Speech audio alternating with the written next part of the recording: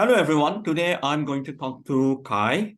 And with Kai in this very room, I have had many discussions about the meaning of life, the meaning of the self, the meaning of altruism, and in a slightly different context, the many ideas of India. So, Kai, let me start by asking you a question about the word divinity itself. When people hear the phrase faculty of divinity, they may feel a bit confused or puzzled or intrigued because divinity is not a subject we study at school usually. So, what does that word mean? Um, so I must confess, I don't know the Oxford Dictionary proper definition of divinity. It really tested me.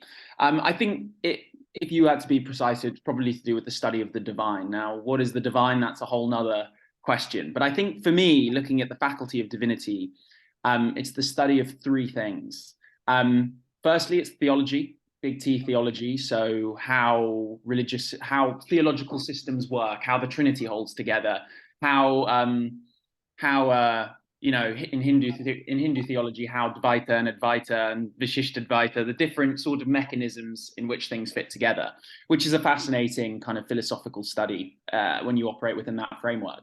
The second, and the bit that I actually leaned closer towards, is the religious studies aspect of it. That is the role of religion in the world, how it shaped society, the role of the role of religion in history. That's the religious studies, social sciences element of it that I found fascinating personally. Right. And the third, I'd say, is just it's the study of the self and the other and others, and the study of things that are bigger than humanity. It's man's quest for meaning, as it were, in its various forms and shapes.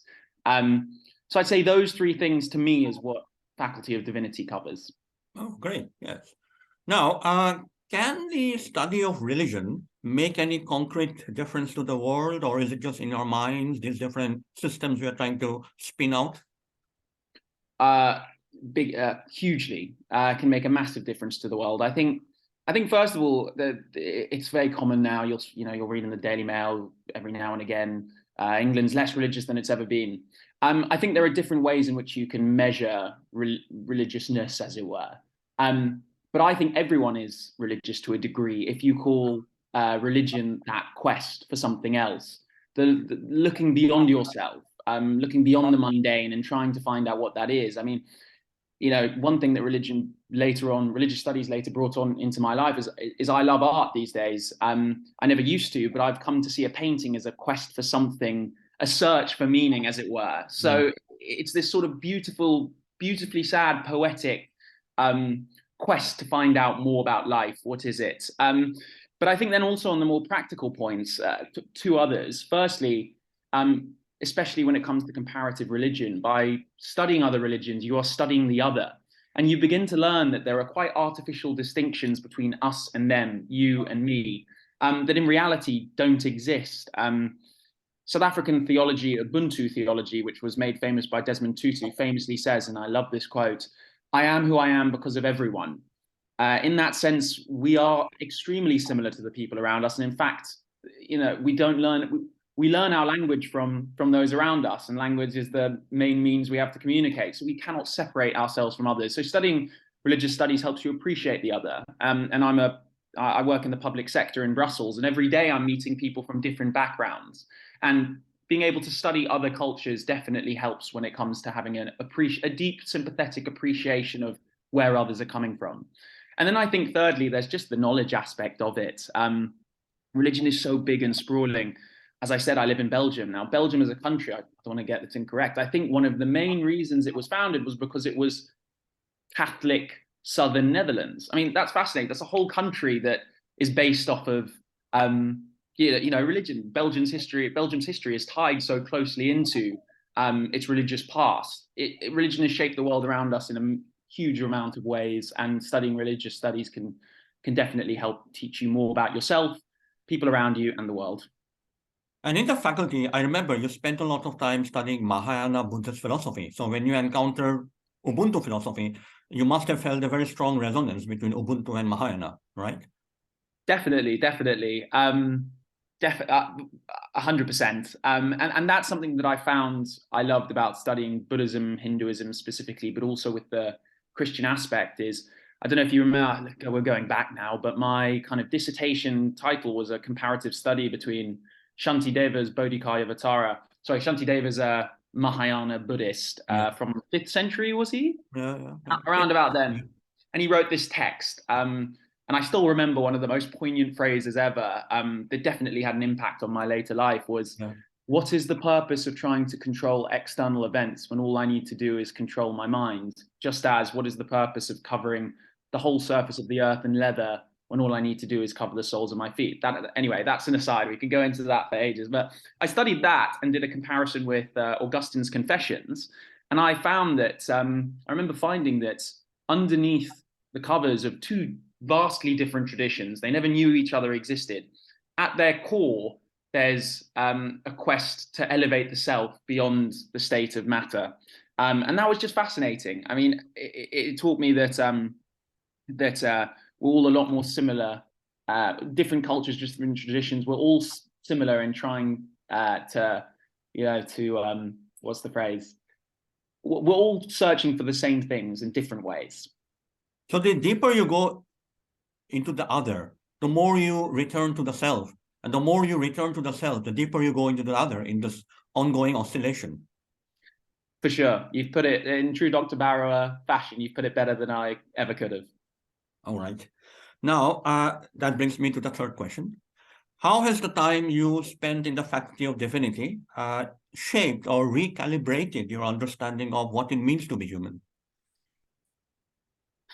Oh, that's a big question. I think I slightly touched upon it in my last question, Yes. last response, sorry. Mm.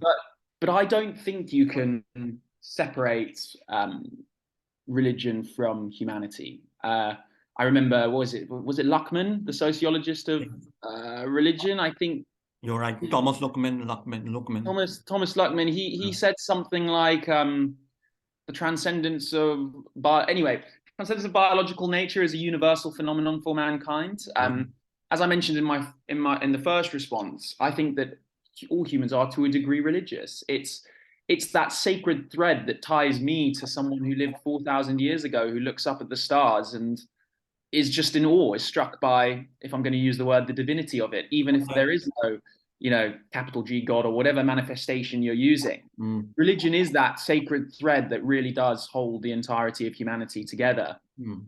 And I think it's trying to bridge. Religion tries to bridge that gap. Now there are other things that try to bridge that gap. As I mentioned, there's art, there's literature, there's someone sitting alone quietly in pensive thoughts without a religious background. There's your commute, you're looking out the window and you're noticing the trees and the building.